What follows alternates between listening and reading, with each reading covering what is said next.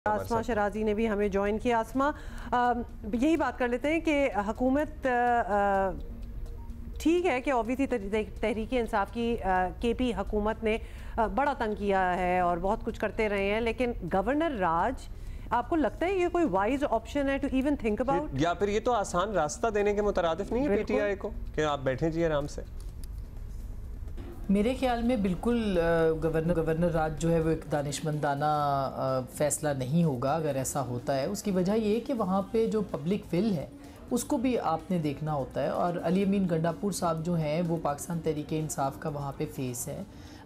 वहाँ पे 2/3 मेजॉरिटी है, एक बड़ी अक्सरियत है उनके पास, लेकिन जो दूसरे आइनी तरीके हैं उनके ऊपर अगर हुकूमत चाहती है अपनी पॉलिटिकल विल के साथ काम कर सकती है, मसलन अदम एतमाद हो सकता है या इस तरह की कोई चीज़ें आ सकती है। मगर किसी सूबे के अंदर ऑलरेडी जहाँ पे इतना अनरेस्ट है वहाँ पे गवर्नर राज को लगा देना और फिर वो एक मखसूस टाइम के लिए होता है, उसके बाद क्या करेगी पाकिस्तान की सियासी हुकूमत। तो मेरा ख्याल है कि इसको बहुत विजडम के साथ देखना पड़ेगा कि वहाँ की जो पॉलिटिकल विल है लोगों की उसको भी मजरूह ना किया जाए, उसकी रिप्रेजेंटेशन हो और इसका एक पॉलिटिकल हल निकाला जाए। ये जो रोज़ रोज़ की चढ़ाई है, जो रोज़ रोज़ की वहाँ से लोगों का आना है, यकीनी तौर पर इससे सूबा बहुत सफ़र कर रहा है, और अब वहाँ के जो अवाम हैं उनको भी ये मौका मिलना चाहिए कि वो देखें कि उनकी जो जमात है वो अपने सूबे के लिए काम करे या नहीं करे। कुरम की एग्ज़ाम्पल आपके सामने है कि कुरम एजेंसी में इतने लोगों की हलाकत, वहाँ पे कबाइल की जंग या जो कि फ़िरकावारियत में अब बदल गई है, और जिस तरह से पारा चनार के लोगों के ऊपर जबर हुआ है, जुल्म हुआ है, मेरा ख्याल है कि ये सबसे बड़ा सवाल है पाकिस्तान तहरीक इंसाफ की जो खैबर पख्तूनख्वा की हुकूमत है उसके ऊपर। तो अगर आप वहाँ पे गवर्नर राज लगा देंगे तो वहाँ की जो पब्लिक सेंटिमेंट है वो भी जो है वो हक में नहीं रहेगी। अभी तो उनकी एक पॉलिटिकल वेंटिलेशन हो रही है कि वहाँ पे पीटीआई की गवर्नमेंट है।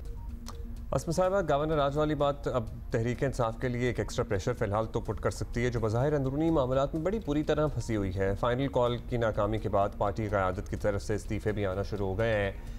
अब आपको पार्टी का निज़ाम किसके हाथ में जाता हुआ नज़र आ रहा है?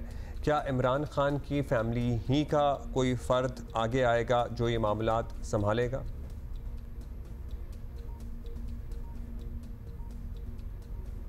मुझे नहीं लगता कि इमरान खान साहब जो है वो अपनी फैमिली के किसी, यानी अपनी जो बहनें हैं उनमें से किसी को आगे करेंगे। मुझे ऐसे लगता है कि वो बुशरा बीबी को ही पार्टी की जो एक मेन लीडरशिप है या जो उनकी फ़ैसला साजी है उसके अंदर शामिल करेंगे। और देखिए, बुशरा बीबी के ऊपर बहुत सारी बातें, उनकी पार्टी के अंदर भी बहुत इस्तराब है, बहुत सारे लोग बाहर भी बातें करते हैं, उनके ऊपर इल्ज़ामात बहुत संगीन है, लेकिन उसके बावजूद सबसे ज़्यादा अगर इमरान खान साहब किसी पे ट्रस्ट करते हैं तो बुशरा बीबी हैं। और इसी तरह से जो भी फ़ैसला होता है ये ऐसा नहीं हो सकता कि उसमें बुशरा बीबी साहिबा जो है, ज़ाहिर है वो फ़ैसला अगर वो इन्फ्लुएंस करती हैं तो इमरान खान साहब की हिमायत भी उसके अंदर शामिल होती है। कोई ऐसा फ़ैसला मौजूद हमें नज़र नहीं आया जब वो वज़ीर आज़म थे या बुज़दार को लगाना था या बाकी दीगर मामलात थे कि जिसमें इमरान खान साहब की विल ना हो।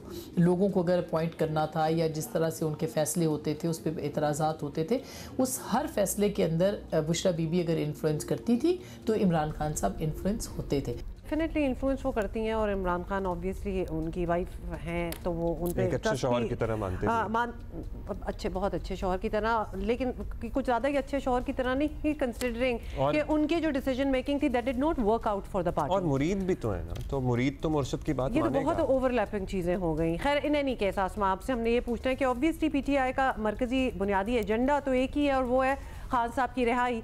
तो यहाँ से आगे तहरीक इंसाफ इमरान खान की रिहाई के लिए क्या कर सकती है और प्रैक्टिकली उनके लिए मुमकिन क्या है कि वो क्या करें? देखिए, कभी भी रिहाई जो होती है, एक तो पहली बात तो ये है कि वो सड़कों के ऊपर नहीं हो सकती।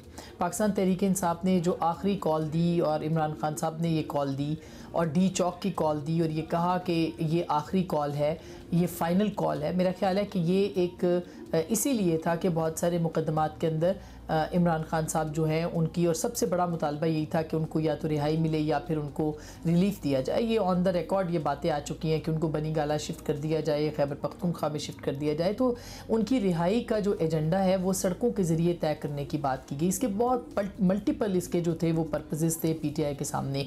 क्योस का होना, अवाम को और फ़ौज को आमने सामने कर देना, मुक़्तदरा को और हुकूमत को जो है वो जो आए हैं, लोग आए हैं, अवाम अवाम आए हैं या अवाम के रूप में जो लोग आए हैं उनके सामने डाल देना, ऐसी सूरत हाल बना देना कि इंटरनेशनली पाकिस्तान की सुबकी हो।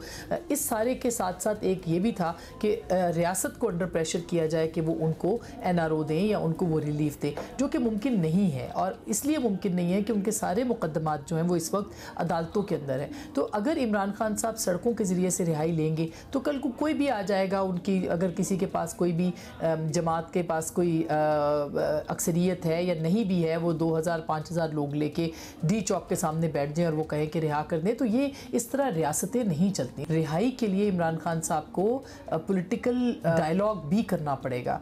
बहुत सारे केसेस बिल्कुल हमने देखा है माजी के अंदर कि नवाज शरीफ साहब का बाहर जाना हो या दीगर मामलात हों, उसके अंदर भी आपने देखा कि बातचीत जो है वो होती रही, बैकडोर चैनल्स जो थे वो ऑपरेट किए गए और उनको चलाया गया, उनको खोला गया, उनके ज़रिए से CBMs किए गए। अब इमरान खान साहब क्या CBMs करेंगे? वो कल भी यहाँ पे जो लोगों को लेके आए हैं, जिस तरह से उनकी जमात लेके आई है, उन्होंने रियासत के ख़िलाफ़ जो है वो एक तरह से जो है वो कार्रवाई की है। अनफॉर्चुनेटली तहरीक इंसाफ के अंदर जो भी मुज़ाकरात की सियासी लोगों से बातचीत करता है उसको डिस्करेज किया जाता है।